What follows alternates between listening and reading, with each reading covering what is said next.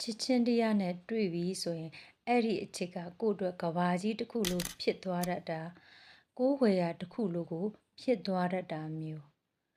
ဒီချစ်ချင်းတရားကိုအရွယ်တော်တော်ရမှရုံထွက်လာနိုင်တာမျိုးချစ်ချင်းတရားနဲ့တွေ့ပြီဆိုရင်အဲ့ဒီချစ်ချင်းတရားကပျော်သွားကြရတယ်ခံစားရတယ်ကြည်ကွဲရတယ်ချစ်ချင်းနဲ့စတွေးမိပြီဆိုရင်အည်ပျော်လွယ်တယ်နူးညံ့တယ်တစ်ဖက်သားကိုချစ်မိပြီဆိုရင်အဲ့ဒီသူရဲ့ဆိုးခြင်းကောင်းခြင်းသူ့ရဲ့ character တွေကိုမကြည့်မိတတ်ကြဘူးဒါပေမဲ့ချစ်ချင်းမေတ္တာမှာနောင်တရစရာ၃မျိုးရှိတယ်ပထမတစ်မျိုးကကြတော့တစ်ဖက်သားကကိုယ့်ကိုချစ်ချင်းမေတ္တာတွေပေးတယ်တန်ဖိုးတွေထားတယ်ဒါပေမဲ့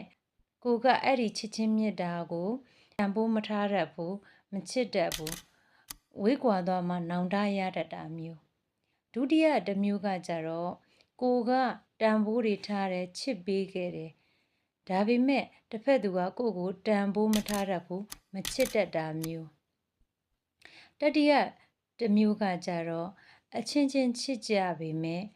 အတွေးတွေအမြင်တွေအယူအဆတွေမတူကြဘူးရင်ပတ်ရှင်းမညီတတ်တာမျိုးဒီလိုချစ်ချင်းတရားတွေက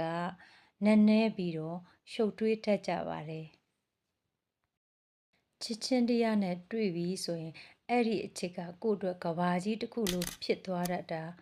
ကိုယ်ဝေရာတစ်ခုလိုကိုဖြစ်သွားတတ်တာမျိုးဒီချစ်ချင်းတရားကိုအရွယ်တော်တော်ရမှရုံထွက်လာနိုင်တာမျိုး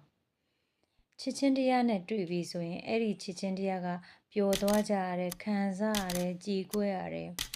ချစ်ချင်းနဲ့စတွေးမိပြီဆိုရင်အည်ပျော်လွယ်တယ်နူးညံ့တယ်တစ်ဖက်သားကိုချစ်မိပြီဆိုရင်အဲ့ဒီသူရဲ့ဆိုးခြင်းကောင်းခြင်း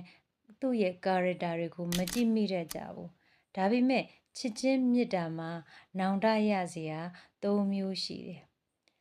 ပထမတစ်မျိုးကကြတော့တစ်ဖက်သားကကိုယ့်ကို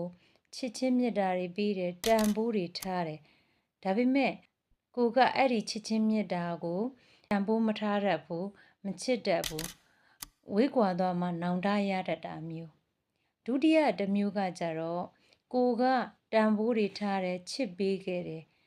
ဒါပေမဲ့တစ်ဖက်သူကကိုယ့်ကိုတန်ဖိုးမထားတတ်ဘူးမချစ်တတ်တာမျိုး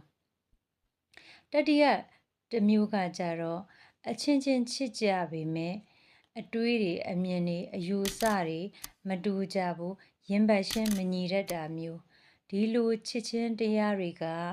နည်းနည်းပြီးတော့